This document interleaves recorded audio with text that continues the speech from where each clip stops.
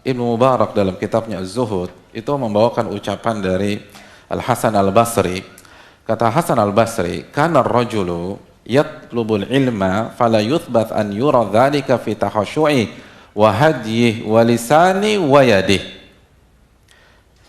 Dulu di zaman ulama kita, ketika seseorang mempelajari ilmu agama, sering rajin ke kajian, misalnya datang ke Blok M Square, datang ke Masjid A, Masjid B, Masjid C, Masjid D, itu nggak perlu nunggu lama-lama sampai terlihat perubahan dari kehusyuannya.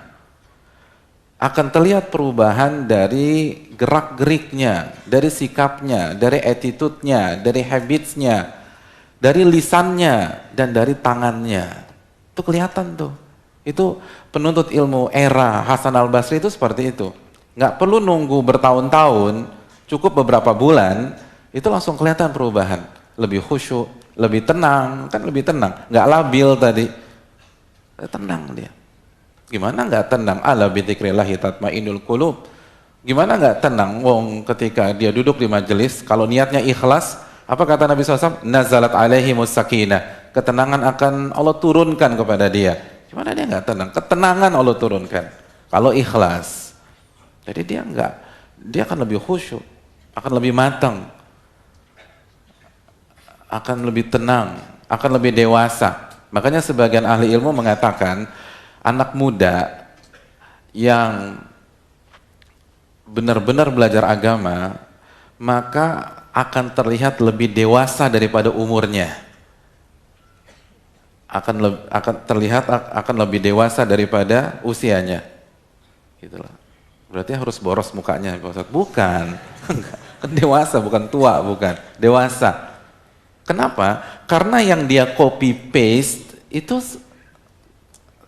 sikap Nabi SAW. Gimana dia nggak dewasa? Boleh dia usianya baru 20 tahun, 21, 23. Tapi yang dia terapkan, ini sikapnya seorang Rasul SAW yang diutus di usia 40 tahun. Beda gitu loh. Berubah tuh. Lisannya beda. Yang dulunya sering ngobrol, sekarang lebih tenang. Ingat sabda Nabi, man somata najah, barang siapa yang diam dia selamat. Yang sering nyerang sana nyerang sini berubah. Tangannya tuh, usia di rumah tangga, di keluarga, tangannya harus berubah. Kalau belum pernah, ya dulu waktu belum ngaji suka mungkin nampar istri gitu loh. Sekarang nggak boleh nampar. Kalau tangan nggak berubah, ya tangan nggak nampar sih, paling kaki aja Pak Ustaz tendang 1-2 kali, ya sama. Ini nggak berkah nih ilmu. Nggak berkah. Ulama nggak begitu. Dan jangan ngaku-ngaku mengikuti salafus soleh, mengikuti sahabat, mengikuti tabiin. Tabiin begini metodenya. Tabiin metodenya demikian. Karena mereka belajar untuk memperbaiki diri. Bukan untuk keren-kerenan, bukan untuk banyak-banyakan jamaah.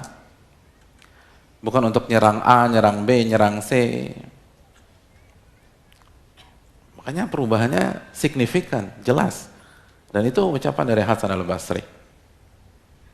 Berubah, semua berubah. Lisan berubah, tangan berubah, ketenangan berubah. Jadi nggak panikan, nggak galauan, berubah, semua berubah. Itu karakter seorang penuntut ilmu.